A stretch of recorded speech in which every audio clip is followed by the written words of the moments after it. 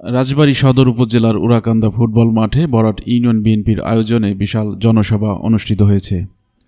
জনসভায় প্রধান অতিথি হিসেবে বক্তব্য রাখেন রাজবাড়ী জেলা বিএনপির সাবেক সভাপতি ও সাবেক এমপি আলী নওয়াজ মাহমুদ খৈয়ম।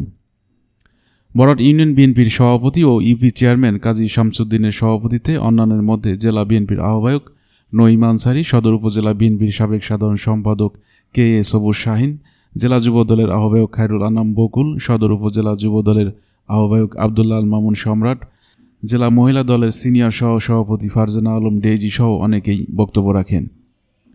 জনসভায় সঞ্চালনা করেন বরাট ইউনিয়ন বিএনপির সাংগঠনিক সম্পাদক আজিজুল হক। এর আগে বিভিন্ন ওয়ার্ড থেকে কয়েক হাজার বিএনপি ও অঙ্গ সংগঠনের নেতাকর্মীরা মিছিল নিয়ে জনসভায় অংশগ্রহণ করেন।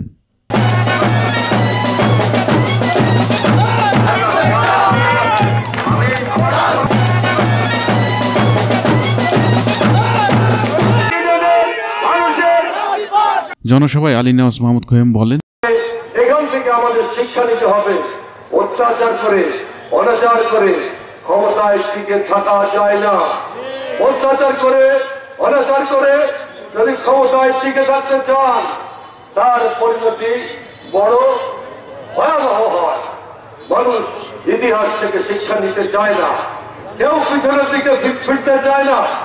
সেই কারণে হাসিনা যদি আজকে পিছনে ফিরত, হাসিনা যদি পিছনে তাকায় দেখতো, তাহলে আজকে হাসিনার এই পরিণতি হয় না। আওয়ামী লীগ একটা ফ্যাসিস্ট দল, যার চটকলে পরে গোটা বাংলাদেশ পিষ্ট হয়েছে, যার চটকলে পরে গোটা বাংলাদেশের মানুষ কষ্ট পেয়েছে। সেখান থেকে আমরা এই দেশের মানুষকে রক্ষা করার জন্য আমরা নতুন করে শপথ নেই।